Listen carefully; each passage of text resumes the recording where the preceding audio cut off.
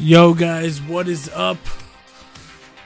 This is the Heroes and Villains podcast on the Dopish Podcast Network. I'm your host, Chris Merced, aka Edward, aka Casadini, or whatever you want to call me on the inner tubes, webs, or whatever. But hey, look, it's video. We got video. That's cool, right? This is the first video podcast episode, which is episode I think 12. This is part 12 of Heroes and Villains. But we have a video format, which is pretty cool. And plus, it's only me doing the controls and stuff, so you're gonna see me look down and whatever. I'm trying to figure things out now, so but it'll get there eventually, for sure. For sure it will. So we've taken a hiatus, but we're back now. Taking a couple of hiatuses, but this is officially full steam ahead. I guess I could let you know a little bit of a behind the scenes of what's gonna be programming. So Heroes and Villains will be every Tuesday for the foreseeable future. The film and movie podcast will be every Wednesday. Every Thursday will be stories of the mysterious and the supernatural. And Friday will be the new show, which is the Slasher Club with Nilda. And Saturday mornings will be the wrestling podcast and the full match reactions. So this week we have this show.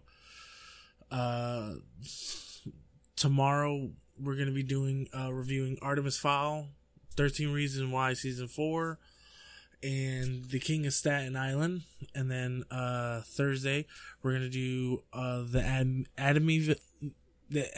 Amityville horror. Friday, I'll let you know, because we're trying to. It's this movie that I have to watch, and then we're gonna review it and just talk about it. I haven't decided which one yet, but I'll let you know in a day or so. And Saturday morning wrestling coming back. We're gonna talk from WrestleMania all the way to now.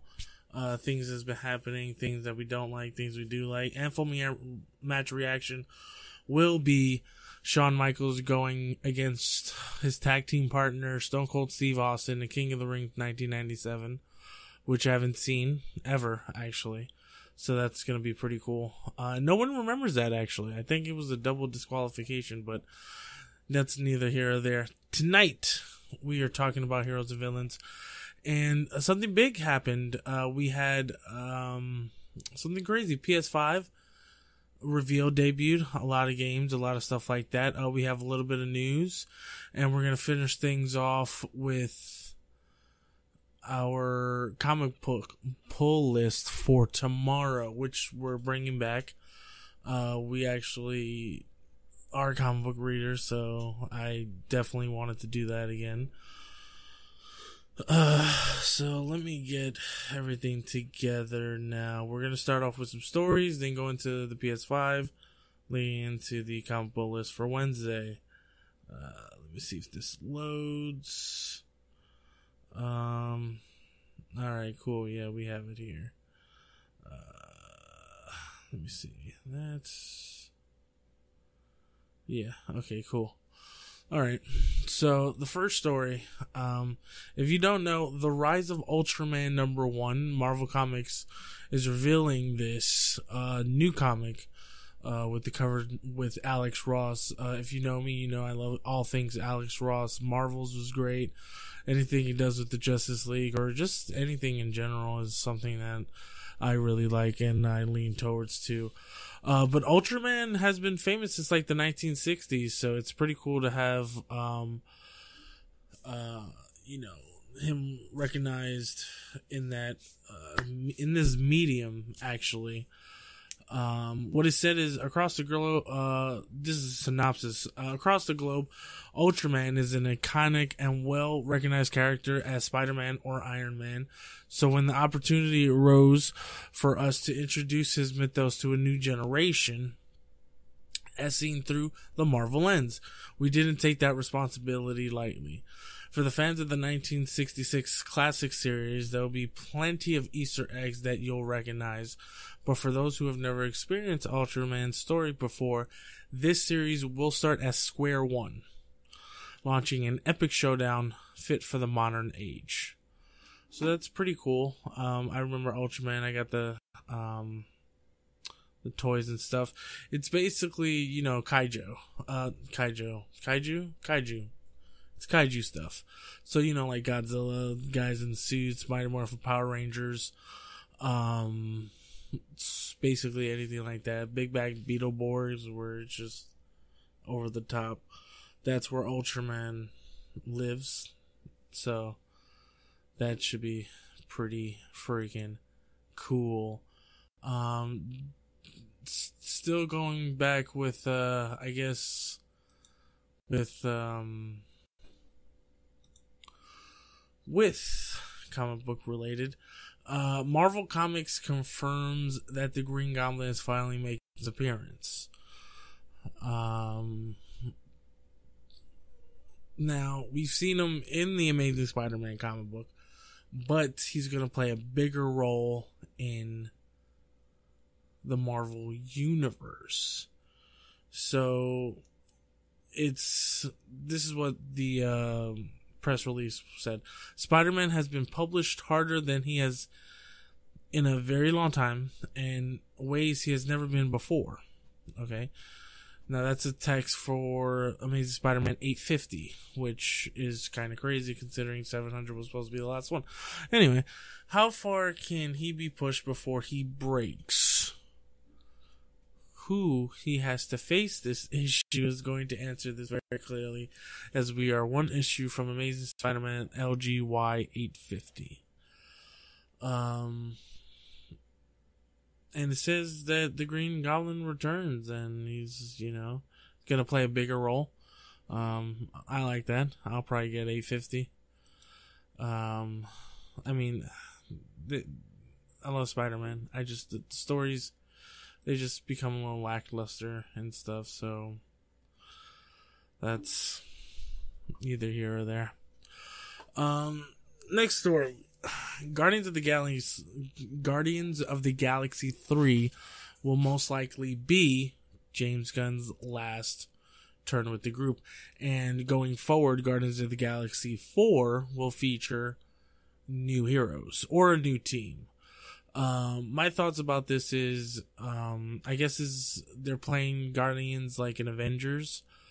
So we'll see a cast of rotating, people on there, and Guardians have had an incredible list of heroes, even besides the 2008 run where we had Rocket, Groot, Drax, Gamora, and Star-Lord. They didn't start off with them. You know, it was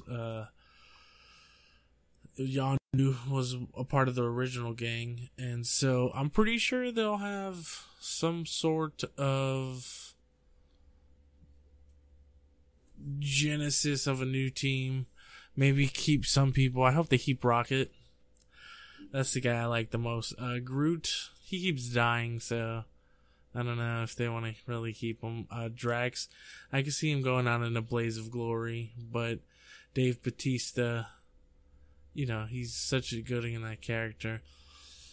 I don't know, they killed off Gamora. Mantis came out. You thought maybe Mantis would be like the new female lead in that. So I don't know. It really all depends how this is going to play out. But he did say you never know. So James Gunn could be back for the fourth one. It's all about money, man. It's, you know, once you have enough.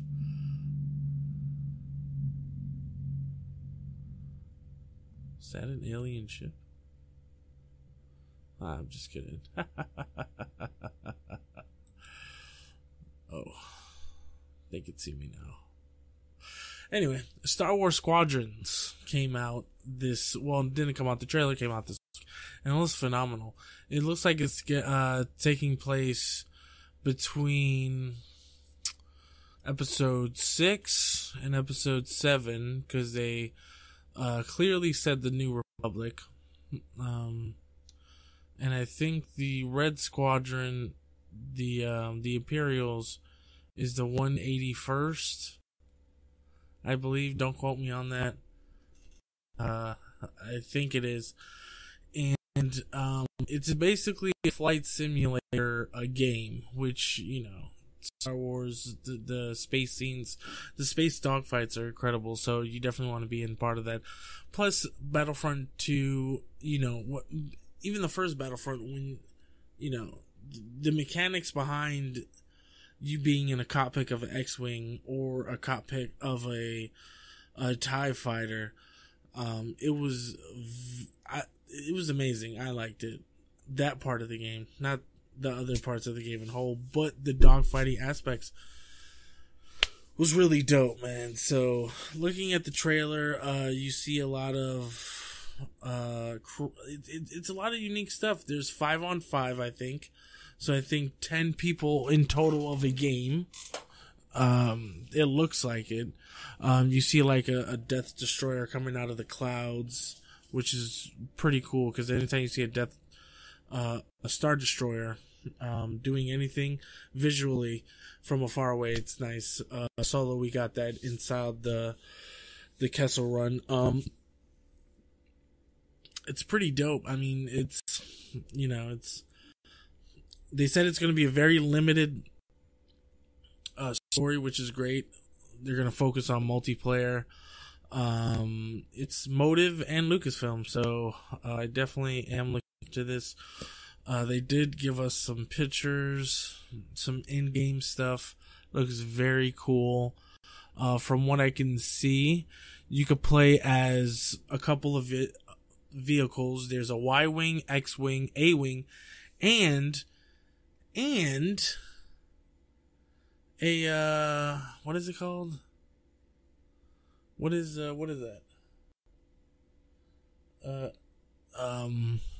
A U-Wing. Should have known that. It's my favorite one. I didn't even know. So a U-Wing. So that's pretty cool. So this would be the first game that you could play as a U-Wing, which is, if you never heard of the U-Wing, it first came out in Rogue One. It takes concepts from a Jedi interceptor. It has the jets of a X-Wing, the cockpit of a Y-Wing, and then the actual wings itself holds from a Jedi interceptor. So that's pretty cool. On the flip side of that, we have a TIE fighter, we have a TIE interceptor, which is the later model over Jedi interceptor, and then we have bomber and is it the silencer, the TIE silencer? I don't know. I keep on forgetting what that is actually. So that'll be pretty cool, man. That'll be pretty dope. It sounded like Ray Sloan was one of the captain that was speaking to the Imperial, the 181st. If they're the 181st, I don't know. But, yeah, I think that's what they are. Looks pretty cool. I'm going to get the PS5. That's probably going to come on with it. So that should be pretty freaking fun. Now, staying in the realm of Star Wars, Celebration 2020 has officially been canceled. And the event is scheduled to return in 2022. So that's in 2 whole years, which is, it's crazy, but the times that we lived in, it has to happen, which is great because I could plan to go to California and go. And maybe get a booth for the Dopers Network. I don't know. In 2 years, man, a lot could happen. Archives of the Force, we got that too. I don't know, but it's pretty good. It's pretty good. I think it's cool because even the skip 2021 is just everything's getting pushed back, and production and stuff, and 22 starts the production of the new movies. So there's that too. So there's a lot of things to look forward to. Like this year we have, in August, September, we have new books, the new line, The High Republic. We have Mandalorian Season 2. The things are on the horizon, not to fret, Obi-Wan, Cassian Andor, all that stuff. So we have enough Star Wars coming through to last us for the time being. Comic books, toys, look at the game Squadrons. I think we'll be fine. Star Wars fans for the moment. And the last bit of news that I wanted to talk about was DC Fandom. Now, DC Fandom was just announced with planned reveals for a list of upcoming DC films and TV shows and stuff like that.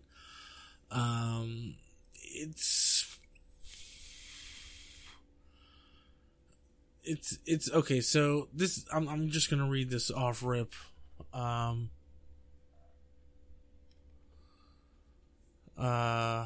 Just off rip. Okay, so save the dates. Prep your cosplay on Saturday, August 22nd, starting at 10 a.m.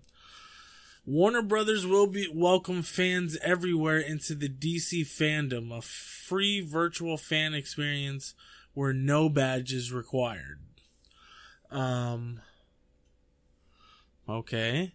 Imagine all the superheroes and supervillains you've ever loved finally coming together in one place to celebrate DC's past, present, and future. Accessible for 24 hours at dcfandom.com. The global event will immerse fans into the DC multiverse with new announcements from WB Games, film, and TV. Now I see what this is. So this is a WB DC Comic-Con virtual experience thing. Basically, there is no fan like a DC fan for more than 85 years, turned into DC-inspired heroes and stories to lift us up and entertain us. And this massive, immersive digital event will give everyone new ways to personalize their journey into the DC universe without lines, without tickets, without boundaries. With DC Fandom, we are able to give fans from around the world an exciting and unparalleled way to connect all of their favorite DC characters. Okay, so there's a couple things here. It's called the epicenter is called the Hall of Heroes, where you can experience special programming panels, and content reveals from a wide variety of films, TV, series, and games. Available in several languages. Okay. Satellite worlds. There's DC Watchverse, DC Uverse, DC Kidsverse, DC Insiderverse, and DC Funverse. You can read all about that on any website, which is kind of crazy. So this is going to be a 24-hour thing where basically stuff is going to get announced. I'm pretty sure you can see previews for the Justice League, the Zack Snyder cut, which is pretty cool, man. That's pretty awesome. I like that. Because Comic-Con was a lot of things were canceled. So to have something like this where you could go on, be at your home, you don't have to wait in lines, you don't have to smell, you don't have to, wait in long lines to go to the bathroom, you don't have to eat horrible hot dogs, or be at home eating horrible hot dogs and sweat. If that's your thing, that's cool too. But now you could do it at the comfort of your your own home. So that's pretty cool.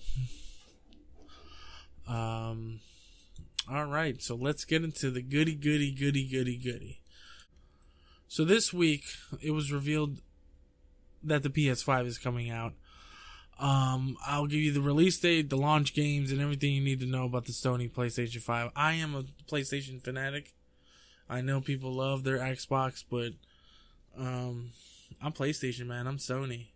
Had a Sony TV growing up. Had PS1. I had PlayStation 1, PS1, PlayStation 2, PlayStation 3. I haven't gotten the PS4. I fell off in games. Alright, don't judge me. I'm getting back into them. I started a stream account. I started an Epic Games account. Shout out to my friend Camilo. Because he's getting me back into games. I used to be a diehard gamer. Like, I used to spend time with that shit. So yeah, I'll just read you off of this right now. Alright, let's see when it's gonna come out. So, when can you get the PS5? Right? We saw the trailer for the games. We saw how it looked. I'll get to that in a second. When is it coming out? We've been waiting, right? Everybody's been waiting. I've been waiting a little bit shorter than most people, but we've all been waiting. And it looks like holiday 2020 as a direct competition to the Series X, the Xbox Series X. The little box from Microsoft. It's going to be crazy. Right, it's going to... what was that? I don't know. But that's going to be crazy. It's going to be a direct competition. I didn't think it was. To be honest with you, I really think it was. We have hints of what the prices could be. It could be $6.99, could be $5.99. There's two versions. There's a version where you could put in your disc, which is just a PS5, and then there's an all digital version that doesn't come with a disc tray. So you could download everything from the PlayStation Store, which is in itself space saving. Because you don't have to buy the games, you can just download it, and that's it. Can the games be played offline? That's a thing. Where do they get saved to? The hard drive that's on it? Or is there a cloud service? Is that a dumb question? I don't know. Hey man. Dude. So, a new rumor has it that the launch date is November 20th, 2020. Right before Thanksgiving? Gonna take all the food away. I'll play that shit all night.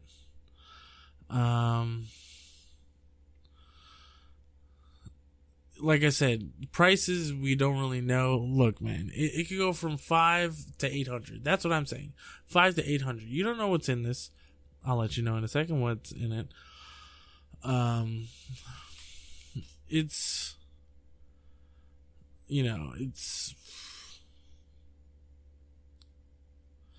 the PS5 logo, same as the others. It's like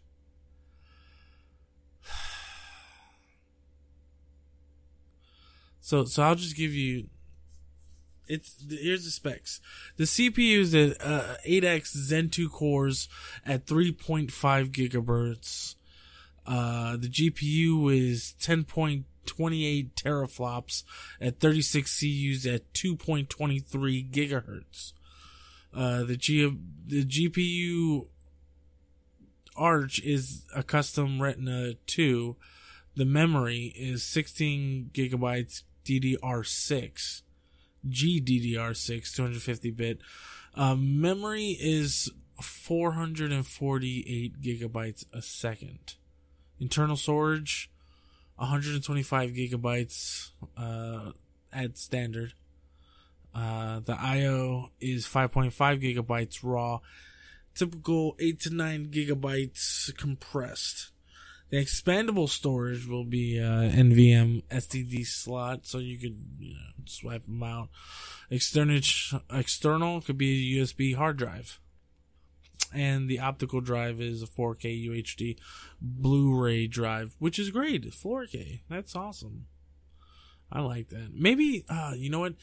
Maybe I would have to get the PS5, the regular one, because I do have movies. And I don't have a Blu-ray, so. But it's a sleek design. It's white and black. So this is the first time a PlayStation has ever been white. I don't count you can count the special editions, but day one console, no, and you can't count the PS1 because that was a light gray. It's the base is gray with a middle black, looks like a fan housing, with blue lights. The controller is white with the middle inlaying, the black. The buttons are white except for the DualShock. It's called DualSense. They call it the successor to the DualShock line, which was, for years and years. So we'll see how that is. They say it has haptic feedback, which delivers a variety of powerful sensations that you'll feel when you play, such as slow grittiness of driving a car through mud. The DualShock 4 had rumble functionality, but the DualSense goes much further with more subtle and various types of feedback. So DualShock was always meant to, make you feel, ooh, it's hitting a wall. Now this will feel like you're actually hitting a wall? I don't know. Adaptive triggers, the L and R2 buttons on the DualSense can match tension of in-game actions. Drawing the string on a bow was the example Sony gave. But based on the previous accounts, the same can be said of firing a heavy machine gun and the like. Sony also says the angle of the trigger is relative to the whole controller. There's a create button, serves as a similar purpose to the share button, and built-in microphone. Accessories, they said the headset, a HD camera, media remote, and a charging station for the DualSense controllers. Now they came out with it's going to stream, it's going to do all the stuff that you want. The VR is going to be there as well. Of course it has to be. The games, I was excited because they have Spider-Man Miles Morales, which is, I'm guessing it is a sequel to the first Spider-Man. They have Horizon Zero Dawn 2 and Deathloop, among others, and confirming that Dying Light 2 would also launch with the PS5 and the Xbox. So there you have it.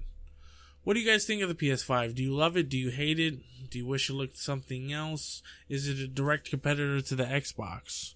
Let me know in the comments below. Let me know on the Instagram, Facebooks, and all that. Yeah. And last but not least, tomorrow's Wednesday. You know what happens on Wednesday? Do you know what happens on Wednesday? You get your comic books from your comic book store. That's what you do. I'm here to give you your pull list. Starting off, we have it's the second book of 2.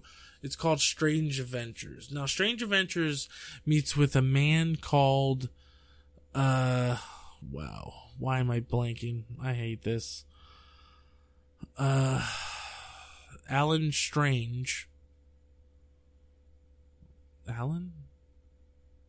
Adam Strange? What's wrong with me? So Adam Strange was this popular guy in his world, and he went to retire in Earth, and everything from his life is coming back to haunt him. It's a great book. I read the first one. The second one came out this week. Go get it. It's from DC's Black Label, so they've been doing good. I in my personal opinion. After that's the Dark Knight's Death Metal #1. Basically, the multi-universe is crumbling in itself from the Darth Metal, the metal line that happened. This is the crescendo, the end of everything. Wonder Woman, Superman, and Batman have been scattered. They all have to fight at the hands of the Batman who laughs. So get that #1. Next up, we have #3, the book 3, on also the Black Label, which I'm a fan of DC's Black Label. I loved everything they had. The Last Night on Earth, the White Knight, even the Joker stuff with the Harley Quinn. This is Wonder Woman Dead Earth. Basically, she woke up a century after a post-apocalyptic Earth. She's trying to find out what happens. Book 3, she's going to see where Superman is. Gets pretty crazy. Check it out. The 4th one is called Over the Ropes from Mad Cave Studios. As you remember, one of our episodes, we interviewed the co-founder of Mad Cave Studios. This is basically, Golden Era Wrestling, where this man becomes Phoenix, and it's a great story. I really suggest you guys go read about it. It's in its 5th issue. Go get the other 4. It's a great story, for sure. And last but not least, Mighty Morphin Power Rangers and Teenage Mutant Ninja Turtles. I believe this is number 5. Yeah, this is number 5. Get the other 4 too. If you like both things, it's a great amalgamation of everything that you know from the Power Rangers and from the TMNT in one book. It's the original 5 with Tommy and iteration of the Teenage Mutant Ninja Turtles, not from anything I've seen, but it's more on the pre-adult side than anything. So check that out, man. It's a dope book. I enjoyed it a lot, actually. Let me see. All right. Look at that. And we're done. Our first episode is over on the video, even though this is episode 12. But remember, guys, give me a like, subscribe to the channel. I'm going to try to do more videos. I think this one, the movie podcast, and probably maybe Slasher Club. I don't know. We'll see how it goes. It's very hard to look into the camera and not even, but that's what it is. Hey, so catch us on Instagram, Twitter, Facebook, all that stuff. You know where to get it. Dopest Network. I want to thank all you guys who are fans. I want to thank everybody who's here. Big shout out to Joey over at Wayback Comics. Shout out to Joey at Wayback Collectibles and Antiques over in Margate. Definitely going to be doing business with him with the podcast too. It's in Margate, Florida. All that information will be on the flyers on the pages for that. So look for him, WBW on Instagram and Facebook. So, but we'll talk about that later. Yeah, guys, that's pretty much it. If you have any questions, comment below. Do you like the video format? If not, let me know. On that note, it doesn't matter what you listen to, what you look at, what comic you read, or what music you hear, because everywhere they all have heroes and villains. Talk nerdy to me.